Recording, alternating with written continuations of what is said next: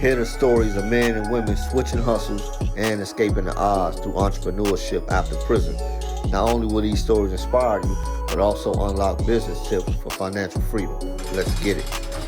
Welcome. Thank you all for tuning in to Escaping the Odds podcast. I am your host, Aaron Smith, and I got a good brother here with me today, Kevin Reed. He is the founder and CEO of Top Dog Credit Solutions. Spent some time, significant amount of time in federal prison. And so we're going to talk about him switching hustles and getting into the whole credit industry and helping change lives and building credit with people with bad credit, good credit, no credit. He do it all. So definitely he's going to give us some good information. Make sure you all like, subscribe, and comment on YouTube channel and continue to support on all the platforms where podcasts can be heard. What's going on, Kevin? Man, you got it. What's happening here? Man, nothing much, bro. Glad to have you here, man. I'm glad you came on and be able to give us some good information as it relates to credit. Yeah, I got you. What you want to know?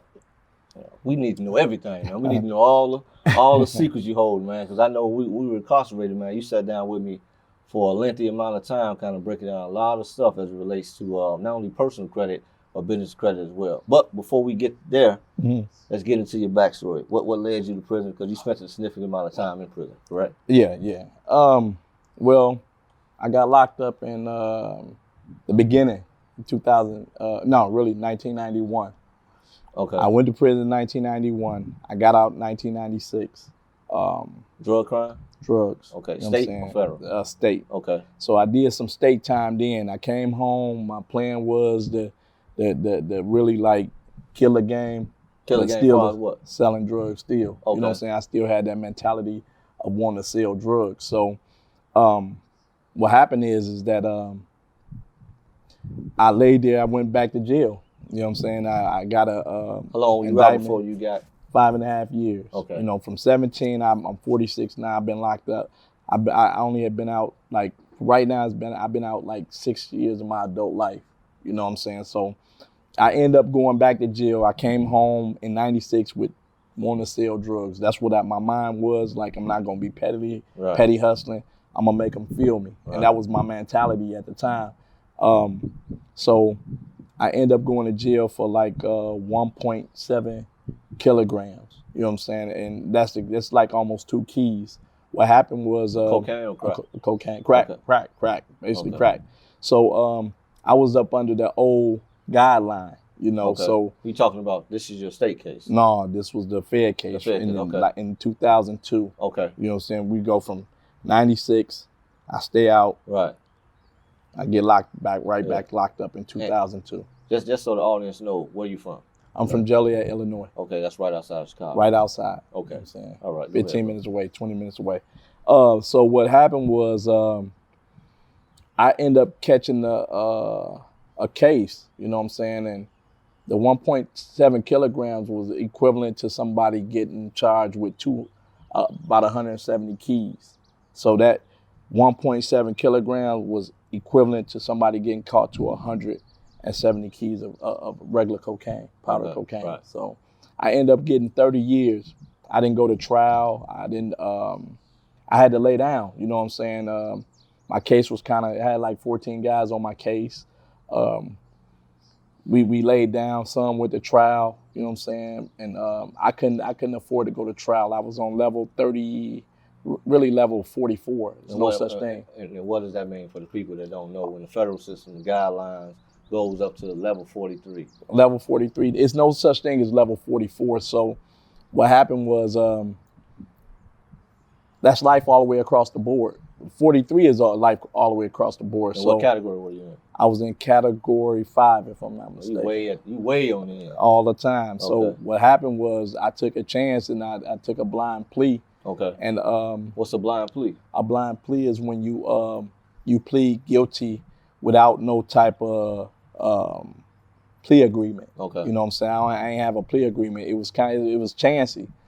So what happened was I got 3 points of accepting responsibility, got me out of the life range. Right. You know what I'm saying? Got you down to 41. Right. Well, I had a leadership role. Okay. You know, then obstruction of justice, that gave me the 6-point Gotcha. level. You know what I'm saying? So The judge gave me 30 years. Okay. You know what I'm saying? She gave me 30 years, and How did you feel about? I mean, I know how you felt, but looking also, but just to keep the audience in mind, just think about this coming from life sentence, a potential life sentence, right? Yeah. Someone getting 30 years. For some people, I know it may sound crazy to you all, but some people are like, whew, I dodged the bullet. Right. How did you feel with that? Man, I mean, it was chancy, you know. When I was in the courtroom, I could have fell out because I didn't want nobody there because I'm like, man, you know, somebody look at me and I'm getting 30 years and I just had, you know, it seemed like I just had came home, even though I was out for 5.5 years, but it was a blink because I was still young. You know what I'm saying? I came back in at 28, you know what I'm saying? So it hurt, you know what I'm saying? Because I know like people respect my mom, you know what I'm saying? And that respect come, you know, from me, you know what I'm saying? Then with my kids and, you know, I had all these kids and then it was your crazy. youngest? At the time, the youngest was 6 months, but then I was playing hard. So I had 3 kids while I was locked up, you know what I'm saying? They were born while I was locked up. Okay. So it was crazy, man. It was crazy. So, I mean, I learned, I ended up going to jail, you know. I meet a guy, his name was Brandon, a real good dude, you know. You interviewed him before. So what happened was Brandon taught me about corporations, LLCs, you know, any type of thing that got to do with business, business is negotiation and stuff like that. And he was younger than me. It was amazing because he turned into a whole different person. Like he'd tell me I can go in the bank with 75,000, but I act like I got 75 million. And he talked that talk. He had transformed into, you know, because sometimes we be scared of these people who like these bankers and, you know, other people that can really help us. But we had this thing where we can't talk to them. You know what I'm saying? And these are the people that can help us. So I learned a lot from him, you know. And then once I met him in Chicago. We was at MCC. He had a big case.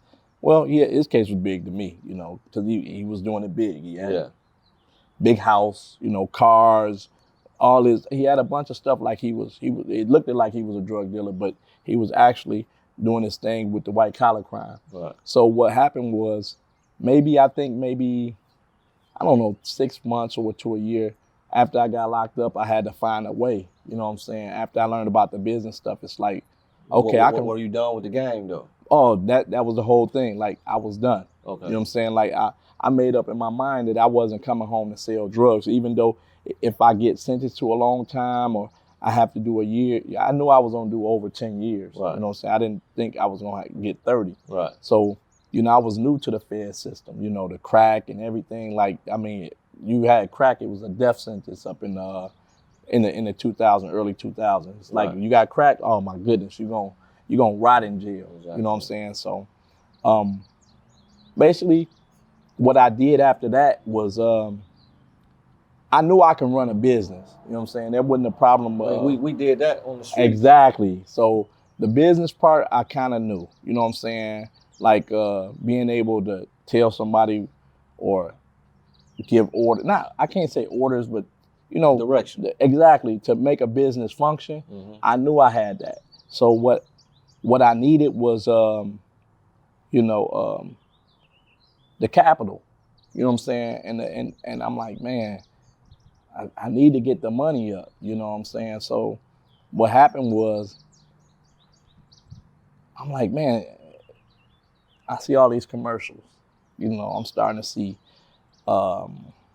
what's in your wallet. You know, Experian commercial, TransUnion, locking your credit, stuff like that. So I'm like, dang, I need to know about credit. So what I did learn, I learned about business credit first. Okay. Because I felt like, you know, if I'm messed up with, if I don't have any money, or my credit bad, should I say, what I can do, I can always go and play with the business credit. You know, so you hear that a lot. So, I mean, I end up going to Fort Dix, basically up in Fort Dix.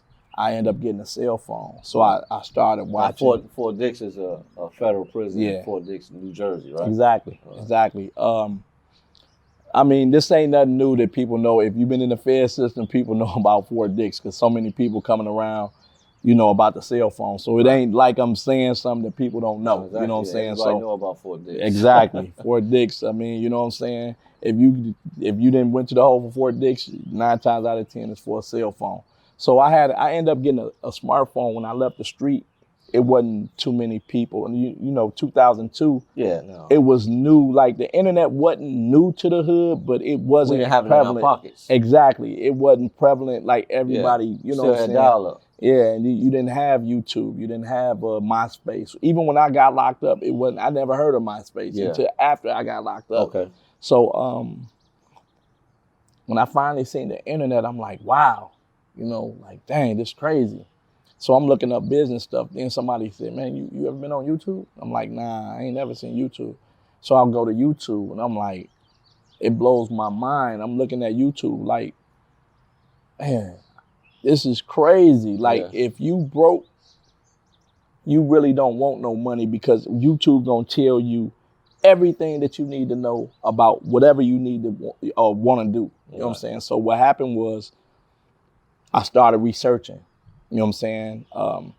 What happened about the business credit, but what really happened was I end up finding out you can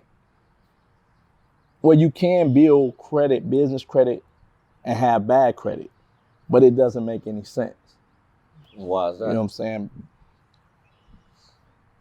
What happens is with business credit, with personal credit,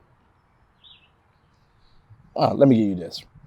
Personal credit right here, it sets you up to be able to start paying certain times when it comes to your bills, like your credit card bills. Say like your credit card bill might be due on the 15th. That's when your statement date is. Right. So what happens is you start paying your bill 2 days early. So you pay your bill before that statement date. That's when it reports to the credit bureau. Okay. So it sets you up to start paying at least a little early. Doing business credit, your business credit rise when you pay early. So if you pay 15 days early, your business credit rise up higher. You pay 2 days early, it rises up higher. You know what I'm saying? It varies with, net 30s and stuff like that. When I'm talking about like places like Lowe's, when they give you a net 30. So what does net 30 mean? A net 30 means you have 30 days to pay back that credit. Okay. It could be net 20s. I mean 20 days to pay back that credit. Okay. Net 10s. So what happens is that if I got a net 30 and I pay my bill back on 15 days early, so the sooner you pay your bill when you're dealing with business credit, the higher your business score will be.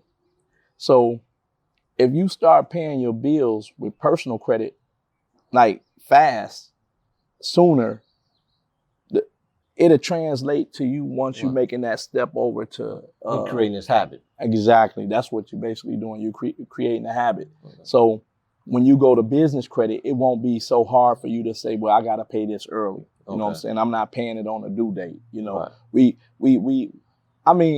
been times where when I used to be hustling in the street, where the rent will be due.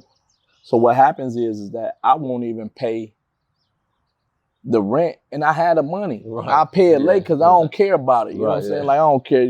My girl. Man. Yeah, exactly. I don't care. I got the money. Right. But even now, if you paying your light bill, your phone, your cell phone bill, your gas bill, it's credit bureaus that picks that up. You know what I'm saying? Yeah. If you paying your rent late, it's credit bureaus. They got certain credit bureaus that other people can, ask for your report. Yeah. And it'll show that you pay on those late as well. Mm-hmm. So I was learning that, and I'm like, wow. I even learned that even with your insurance, if you got bad credit 9 times out of 10, and you got you say you got an excellent driving record, mm-hmm. what they'll do, they'll charge you extra money. They came up and said, dang, people who There's a laid on their correlation. bill. Yeah, and it's been proven. You know what I'm saying? And I don't know how. I might have to look that up, but they say if you pay your bills late, you might be a risky driver because you're taking chances with your credit. 9 times out of 10, you're taking risks on the road. Wow. So I'm like, you know what I'm saying? So what happened was I started looking at that you need that. You should have your personal credit in order, because 9 times out of 10 you will have to buy a shell corporation, 2 years old, for you to be able to establish business credit quicker. Most people who start companies be new companies. So a new company, they're going to look at your personal credit. Right. You know what I'm saying? So once they look at your personal credit, then they'll start, giving you business credit cards or extending you credit because they're running your personal credit. So if you bad with your credit doing your personal credit, how they think that, people going to view you when they start looking at you with your business? Right. Quick question. So if I have no credit or even bad credit, what are some of the first steps I need to take in order to get that rectified? Okay, let me make a difference between the bad credit and the no credit. Right. Having no credit is almost worse than having bad credit. Let me tell you why. Because a person can't pinpoint if you will even pay back. I know that you might pay late if you have bad credit. Right. But you do pay. Right. It's late. Yeah, because you're just late. Right. But if you have no credit, how can I gauge what you might do if I extend you credit? You know what I'm saying? Okay. So that's the difference between the two. That's why they say, man, having bad credit is having no credit is just as bad as having bad credit, which it is. So me myself, a lot of people would tell you to go get a secured credit card. Okay. Most bankers would tell you that, but it's a way to finagle that as well. Like if it was me, I would go, if I got just say I have $500. Okay. Instead of me going to get a secure credit card, I'll go get a secure loan. What I do with that loan is I make, my thing is to make that 500 look like 1,500. So what I do, I go take that 500, go find a place. Now you got to call these places too, because you don't want these banks or credit unions, you don't want to have no prepay penalties. Do they do secure loans? Can you use your savings account as that secure loan? So I want to mess with 3 different banks. Bank 1, bank 2, bank 3. So what I do, I put that $500 in bank 1. Okay. So from bank 1, I just go and take a loan out there, from that bank. So when I get that loan, they're gonna give me a check or give me I can cash the money. So right, a loan against the $500. A loan against the $500. It's a secure loan. Okay. So once I put the $500 in there, what they'll do, they'll give me $500 back. Okay. You know what I'm saying? So, now when I deposit the money in there, they'll give me the $500 back. My money in my savings account is frozen. Right. I take that $500, and I did this. This is something I did. It ain't like I'm telling you something. I can show it to you on the phone. What happens is you go to bank 2, put that money in the bank, and you ask for a secure loan off that. Put that 500, that same 500. Right. Then you go the same thing. They give you the loan. You put it in bank 3. Right. So that's where you get the 1,500, 500 times 3 different. Exactly, because when you on your credit report, it's going to show as 3 installment loans. Exactly. You know what I'm saying? So now I don't. Now what's the difference between an installment loan and having a secure credit card or a credit card? It's a difference. The difference is that with a secure credit card, your money is tied up. Right. You don't want to have your money tied up like that. Before I even had a secure credit card, I did this move, and I end up going and applying for an unsecured card. Right. Excuse me. After that, I end up basically I did $5,000. You know, my sister came, she gave me $5,000. Okay. And I came home. All right. I took that money and I put it in one bank account and did this, what I'm trying to tell you right now. Right. I end up making the 5 look like 10, but I was going to do 3 different banks. Right. Now you also got to make them payments on each one of them. Every one. The first one, after I get the last bank, I come back and I pay that first bank off. Okay. I do 3 payments. 1, 2, 3. The 4th payment, like I'm talking about every week. Right. I take that, bam, I make a payment, make another payment every week. Okay. So once I make that, the 4th payment comes up, I pay the whole thing off. What happens is it freezes my bank account, my savings account. So I take that savings account, put it in my checking account, then pay bank 2 off. Okay. You know what I'm saying? And once you pay bank 2 off, if you got a 3rd bank, you pay that bank off too. All right. So now within a month or 2, maybe 3, well, really 2 or 3 months if you're doing 3 banks, you done paid that bank off, all 3 of those banks. And that's how you get your foot in the bank. Most people think you can go to a bank and ask for a loan, and you can't. You don't have no type of rapport with that bank. You think that because you got your money in that bank, you can go get a loan. Mm-hmm. Well, you can't do it. I mean, most people can't do that. You know, that's how you get your foot in that bank or that credit union. Yeah. Me, myself, I like credit unions. Yeah, I love the credit union is the best. You know, the difference between a credit union and a lot of people don't know this is that with a credit union is a nonprofit. You know, when you put your money in a credit union, you become like part ownership of that credit union. Mm-hmm. You know, they're not driven by profit. So that's why the loan rates are so cheap compared to Capital One or Bank of America. Yeah. You know, so I end up finding out about Navy Federal. Navy Federal, one of the biggest biggest credit unions in the world. So they not bigger than Chase or anything like that, but most small like Capital One, stuff like that. They'll give them a run for their money. But with them, after I end up getting the secure loans, doing the 2 secure loans, what happened was I end up applying with them, and I did one of my loans with them. Okay. So my foot is in the door. Okay. So what happened was I applied for a credit card. This after like 3 months after I paid the loan off. They gave me a $15,000 credit card. Now stop right there. How long have you been home? I've been home 10 months. All right. A lot of people don't have a $15,000 credit limit that's never been in prison. Oh no, it's $21,000 now. Okay. I didn't got a credit increase on it, so $21,300. No, $200. Now talk to we talked at length about credit inside and outside, mm-hmm. right?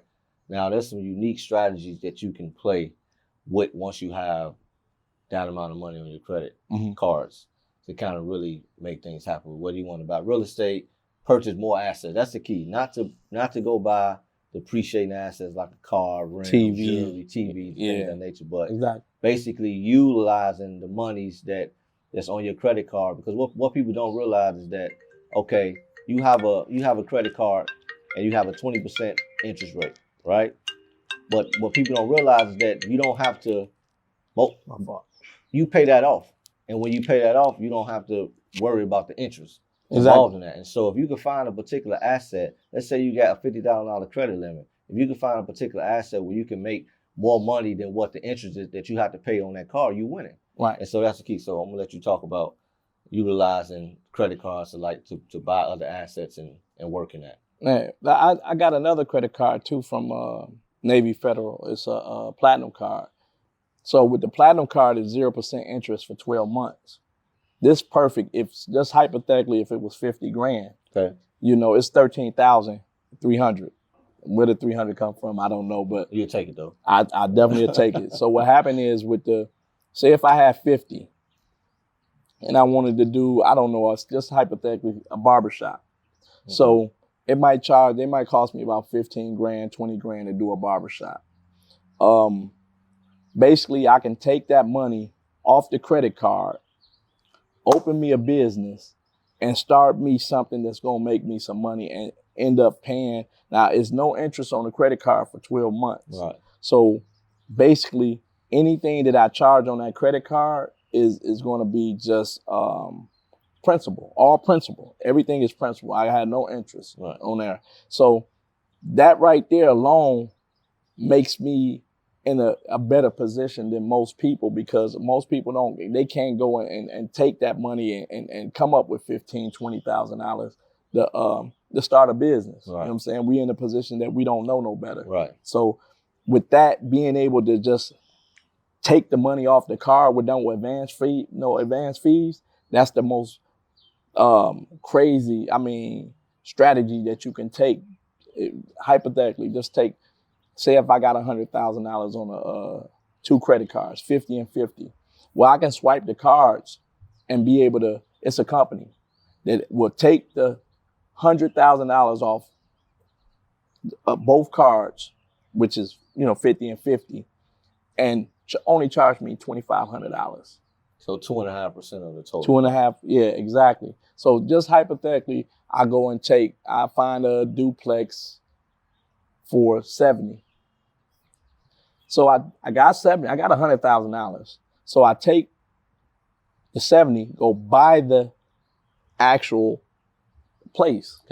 Cash is mine. Right. I don't owe nothing on that. And one more other thought with that as well. Mm-hmm. Now you're playing with cash, so now you have a little bit more leverage, negotiating exactly, and bargaining power. Exactly. You're saying I don't have to go to no bank. We don't have to worry exactly. about closing. It's a cash offer. Yeah. Okay, and I got the business to back it. You okay. know what I'm saying? I'm just not coming to the table with cash and I can't back it. I can put the money back in the bank and in my checking account. It doesn't matter. So what happens is I buy the place for 70. Just say it cost me 30 to invest in there and get it back up and running. Okay. Say after it's all up and running, they said it appraised at 140 at 150. Okay. So what I do, I go back and I finance the house because it's paid for. Finance the house, take the money, go pay back up the credit card. So how much will you be able to finance the house for? 100% or is it a No, 80%. Most of the people, they do 80%. You know what I'm saying? So I wouldn't chance it. So say they give me 80% of what the value of the house is. See, that's the main point too. The math got to work because you got to pay this credit card off. Right. And you have to remember you're rehabbing this home. So that's going to take time. So now you got carrying costs. Exactly. And then, so maybe it took you 120 days to knock this house, but you still had to make those payments. Exactly. Some kind of payment. The bare minimum of the $100,000. Of the $100,000 on both credit cards. Right. And it'd be best if they was business credit card. You don't want to max your credit cards out, especially if it's going to take you 2 months to get this thing right. Or 3 months. Yeah. It'll be a little hassle. But it can be done though. Right. It can be done. So but you can do it with your personal credit card. You definitely can do it with your personal credit card. You know what I'm saying? Especially if it's a business. Yeah. And it's going to get up and running. I would advise that, Right, yeah. Instead of if you don't want to work a job and you want to open your own business, it'd be perfect. So now you got 80% of 150. 80%, yeah, exactly. So now what is so that? it must just hypothetically it'll leave me with an extra 10,000 after I pay off the 100. Right. I put the 2,800. The 2,500 back into the kitty too, because remember it took me 25 to be able to exactly. I can pocket 8,500. 7,500 in my pocket. Pay back the loan. Right. The credit cards. I might make, just say hypothetically, $300 off each door. So it's a duplex. So now I got $600 a month coming in after I got it's paying for itself. Exactly. And it's giving me money. Right. I go and pay off the credit card. I start all over again. They give me that. So rinse and repeat. Exactly. Once you get your first place and you got the money to pay for it, you take off. You do all your homes like that. Yeah. You know what I'm saying? One last thing, right? Because we run out of time. Okay. There's a lot of paperwork involved with getting your credit proper. Mm-hmm. Like, what's that one thing you need to get your credit? Like, first, I know you got to pull your credit, right, to kind of see what's on there. Are there certain letters that I will have to write in order to kind of dispute some things? Exactly. I mean, you can go on YouTube, man. I think YouTube one of the best things in the world. I don't know why I don't have a YouTube channel, but YouTube one of the best things in the world. So some of the stuff that you see on YouTube, it works. You know, I had to go and figure it out myself. You learned this from jail. I was in jail fixing credit. And I mean, 17,000, 18,000, 16,000, 24,000. I'm talking about I was in jail doing this. So I know when I came home, I can do it. I got my CDLs. I never used them. Right. You know what I'm saying? I'm not bragging about that, but I mean, it's money to be made fixing credit. Right. You know what I'm saying? And plus you helping people, so. Yeah. Okay, so what's one of the biggest things you're seeing on people's credit, or what people don't know as it relates to credit? The collections are easy to get off. I wouldn't pay them. Like, if it was me, I wouldn't pay a collection off. Like, because you can get it off. Most of the time, people don't know. You know, we so ignorant. And I'm included, that when you can dispute anything on your credit report, anything. I don't care what it is. The problem is they got to have the actual paperwork, the agreement that you signed with your signature on there. You know what I'm saying? To be able to prove that you owe them. Well, most of the time they don't have that because they sold that loan a million times.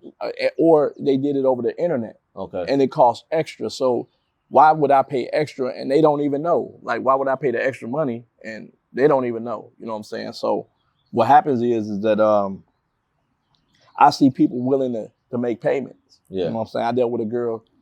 She seen me pulling $5,000, $6,000, $200, $300 off there, and she was still saying, should I pay them? But you see, I'm still like, it's almost like Moses leading the people. Right. I done led you through the Red Sea.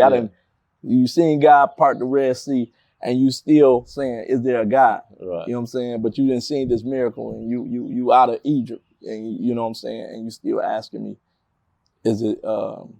do you still want me to pay these creditors? I'm like, no, we ain't paying nobody. Yeah. You know what I'm saying? And we never paid nobody. You know, it's so much, it's so much information to unpack, man. We definitely got to do a part two. Part two. Coming. The last thing, and I promise it's gonna be last, but this is good information, man. So stuff keep popping up. Most definitely. Trade lines. Let's speak on that briefly. Oh my goodness. What is a trade line, and how can it impact a person's credit? Let's get it. A trade line is basically